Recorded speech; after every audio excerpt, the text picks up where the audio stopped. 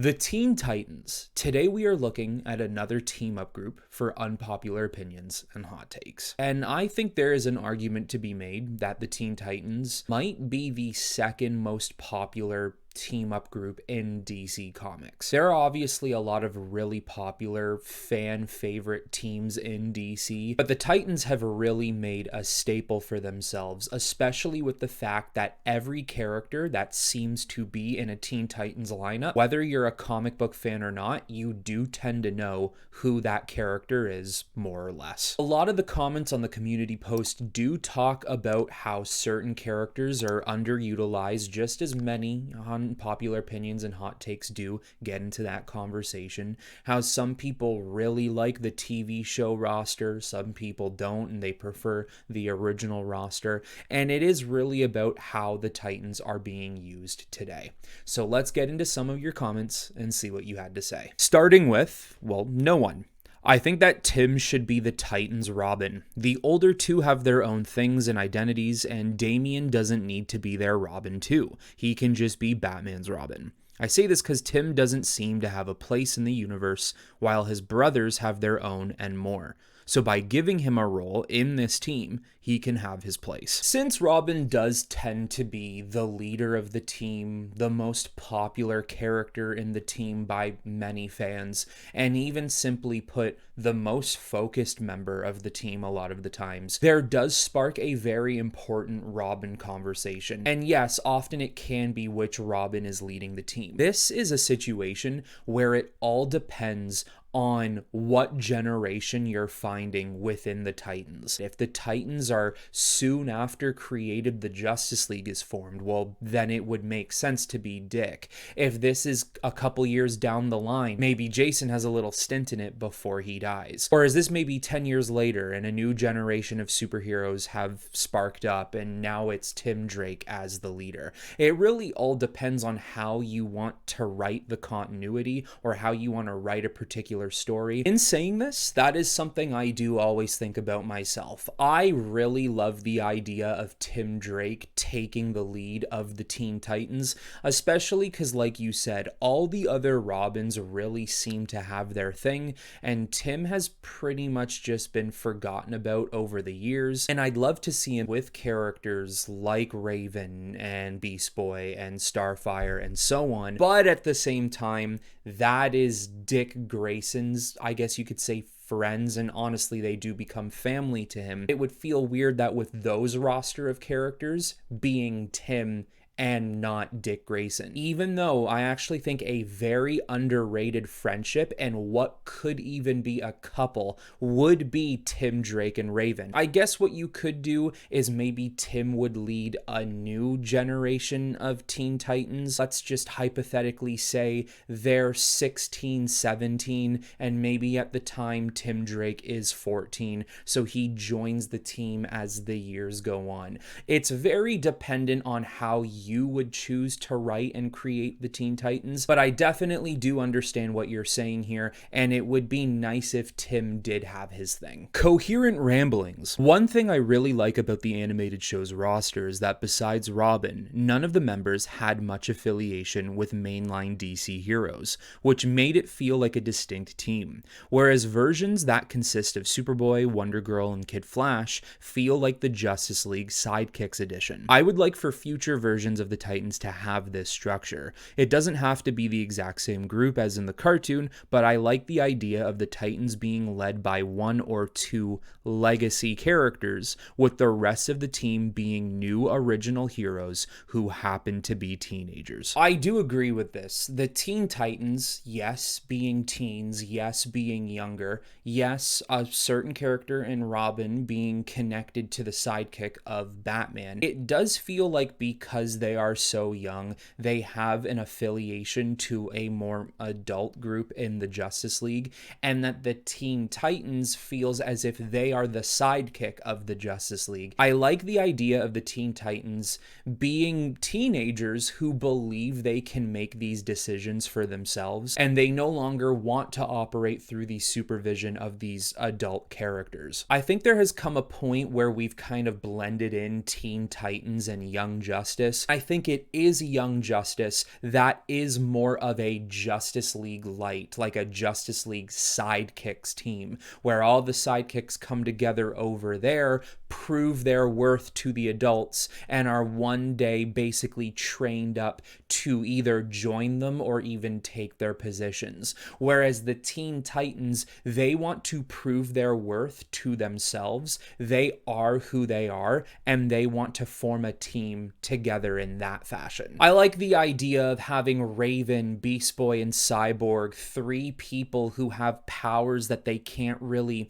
understand or maybe control, and they find other people that all have something in common with one another, and that they're all there for each other, and they can talk and assist and do whatever the other person might need. I like this idea of Starfire coming from another planet, not really understanding the new world she's in, but finding people who are willing to make this new world home to her. Even people like Robin, or maybe even Speedy, who are having problems with their partner, the Batman or their Green Arrow. They need some space. They need time away. They need to find out who they are without describing themselves as the sidekick of said character. Like you said at the end of your comment, they just happen to be teenagers. These are people who are trying to learn more about themselves. They're trying to learn more about the people around them, and they're not necessarily trying to become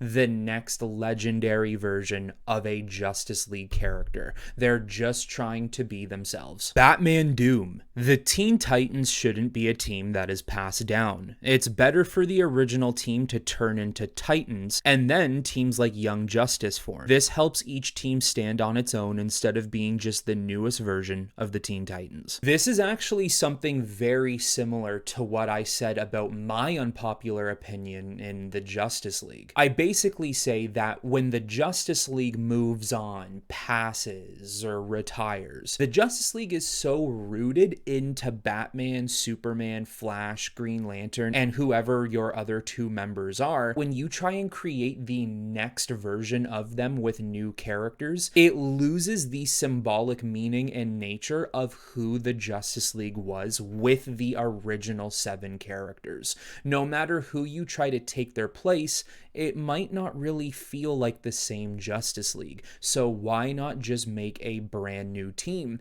And that's how it might feel with the Teen Titans. Now, it depends on how you see the team. Are the Teen Titans kind of like a superhero farming simulator, where every time a hero leaves because they age out, a younger hero comes in and takes their place? Or are the Teen Titans formed by a specific group of people who all believed in one purpose together, and then when those characters leave, the Teen Titans doesn't really remain that same symbolic purpose that it once was, with Robin, Raven, Donna Troy, Cyborg, and so on. Comic fan, as much as I dislike Teen Titans Go, I think if it was handled differently, it could have worked. For example, I think they should have used the original sidekick roster for the Teen Titans to help differentiate itself from the original animated series. From there, it could have been a comedic series based on the DC universe from the perspective of prepubescent sidekicks trying to make a name for themselves in action-packed comedic fashion. Love the reboot or not, it's undeniable Teen Titans Go lives in the shadow of its original incarnation, which isn't helping its review score, I imagine. Now, this is something I'm not fully knowledgeable on. I don't know the history of the TV show in the sense of behind the scenes, because I loved the original show from 2003, and then all of a sudden they turned it into this, which I always found a little odd because, like you say, they kept the same roster of characters, they kept all the original voice actors. In all honesty, it's like semi-similar art. Everything about what they looked like in the original show has just been made to look like it's meant for more so of children than it was for younger teens. Every time I read or see something about Teen Titans Go, it is just filled with comments of people who are basically saying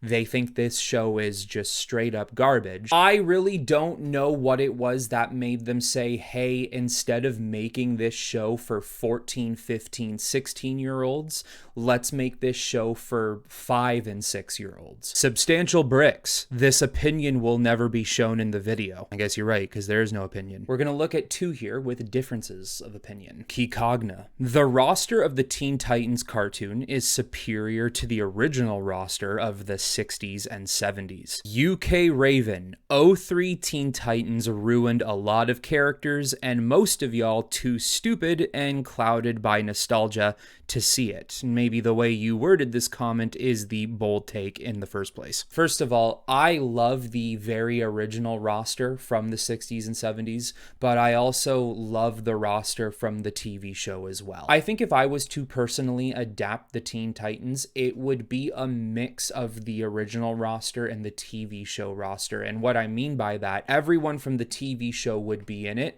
with the addition of Donna Troy. I am one of the people who do agree, because there were a lot of people saying this on the comment post, that not having Donna Troy is kind of disappointing, because a lot of the times now we can forget Donna Troy was an original founding member.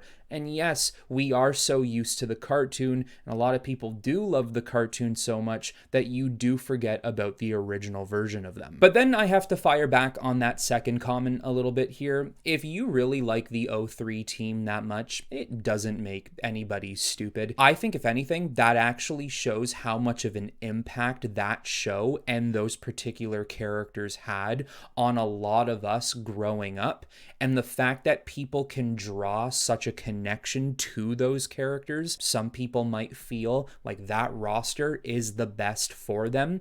It shows they did something right, and it shows they did a good job in what they were trying to deliver to us on screen. You have to think of the people who probably don't necessarily read comic books like a lot of other people do, and they don't necessarily pay attention to all the lore and history that DC has to offer. So when they watch that show and they prefer that team over the original roster that they might not even know exists, let it be. Who cares? Let them enjoy something that is ever so clearly enjoyable to a huge community in the fan base. And honestly, I do believe it is attitudes like that that can really ensure people don't get into these communities, and people who don't want to read comic books and involve themselves in these fan bases, because if you don't like something that someone else likes, you get labeled as stupid. And you know what? For nostalgia-based purposes, let it be. Who cares if someone has nostalgia for something that you don't? We can all love this stuff as much as we want. We can all be passionate fans with a lot to say. But at the end of the day, these are all just fictional characters drawn on paper. It is never that serious. Daryl Metcalf. Cyborg was awesome in the Justice League. Better than Martian Manhunter. Also, Nightwing and Starfire is a nope for me. Dick's perfect match will always be Batgirl Oracle. Yeah, those are hot takes for sure. I personally can't agree with either. Now, in the sense that Cyborg was awesome on the Justice League, a lot of people don't like it. I was actually okay with it. But to say he's better than Martian Manhunter, I can't agree. I think Martian Manhunter is actually the Justice League's version of Donna Troy, in the sense that he is an original member, he is a founding member, and people don't always really understand or realize that, because we've seen so many versions of the League that no longer feature him. As for Nightwing Robin's Teen Titans relationship or his Bat Family relationship, look, I get it. The Bat Family likes to keep things within the Bat Family. But at one point, Dick Grayson specifically leaves Batman and the Bat Family to get away from Batman. Let's get him out there. That's why, specifically, he found some alien booty. Let him clap some Tamaranian buns. He can find another human any other day of the week. There's only one Tamaranian on Earth. Jack Sample. I never liked Trigon as one of their villains. He just seems to be so out of place compared to the other villains that fit more with them. Hive, Deathstroke, Brother Blood, Simon. I sometimes like villains who stand out, but he just seems so out of their league that it's hard to buy them beating him, when other hero teams with much stronger characters have trouble with weaker villains. Also, Mad Mod is a top tier villain in the cartoon. Shame he's made so few appearances in the comics, and they all suck. So I like Trigon. I like the relationship he has with his daughter Raven, and I do like the idea of the Teen Titans needing to be the ones to have to face him down, but I 100% understand what you mean. I think Hive is a perfect villain for them. I think Deathstroke is the perfect mastermind strategist villain for them. It's not just about getting to Dick, Grace, and Robin, it's also about taking down every other Titan around Robin to specifically get to him. I like Brother Blood as an outlet of Trigon to get to his daughter. So I'm 50-50 on this. I do agree with the sense that with Trigon, it's probably too much for a bunch of teenagers to handle. I do believe Trigon to be a character that would be on the level of a Darkseid threat. What I will say, and it doesn't just need to be about Trigon, it can be about any villain. I like the idea of the Titans being in over their head. They maybe aren't working as a team properly. Their training hasn't panned out for them. Some of them can't control their abilities too well, and it's causing way too much damage and destruction, and even threatening innocent civilians. The villain is too powerful, too smart, too well planned out for them, and they don't know how to take them, even though they should be able to. A lot of you, like myself, remember what it's like to be a teenager. If you're not a teenager right now, it can be a very stressful time of life. There are a lot of feelings and emotions that can get in the way, that cloud your judgment, and with the Teen Titans, that is how they should react with their villains that they fight. They shouldn't always be the most prepared to fight their enemies, but at the end of the day, they always make up for it and come out on top, no matter how hard it is for them to battle through it. Now it is time for my unpopular opinion. I don't know how bold or unpopular it might be, and it's even going to carry into something I said a little bit earlier. For the Teen Titans, I think they should all come together maybe around 15, 16 years old and operate together as a team until they're maybe 19 or 20. After that, they simply become Titans. The Teen Titans' notorious T building, their base, is not just recycled for the next generation or the next group of people who will become Teen Titans. It remains as the Titans household. I like this idea of these characters literally becoming Titans of the superhero industry. Robin becoming Nightwing. Donna Troy becoming a version of Wonder Woman. But more importantly, coming to terms that she is Donna Troy. Beast Boy becoming Beast Man, in the sense that he's come to understand and appreciate the powers he has and what he is capable of accomplishing and achieving in the red. Cyborg and Raven, who no longer look at the abilities they have as downfalls, they actually see them as abilities and powers that can not just better themselves but better the people around them and do what they've always been meant to do: keep people safe. Wally West, if he's in your Titans group, can grow up to be the best, or at the very least the fastest Flash around. The Teen was only something they needed to go through. The Titans is who they were always meant to be. That's when you can bring in other Teen Titan-esque teams in Young Justice. The Justice League could potentially look at the Teen Titans and say, look what they've grown to be. They've become these independent adult superheroes who were capable of finding each other, growing with one another, maybe even finding love with one another as well, and operating just as well as the way we were capable of doing it. Why not try and build up a Young Justice? Try and spark the same amount of success they had over there without us even needing to be the ones to bring it out of them. The Titans can stand together as a group, as a symbol that other people in the future will be able to look at and realize that there is always a place for them like this somewhere. There you go, guys. Unpopular opinions and hot takes on Teen Titans. So guys, it is your turn once again. Leave in the comments below what you thought of my opinion and what you thought of some other people's opinions. And also, if you did not get the chance to do so on the community post, comment your unpopular opinion now. That is all I have for you on this video, everyone. I hope you all enjoyed it, and until the next time, I will talk to you all very soon.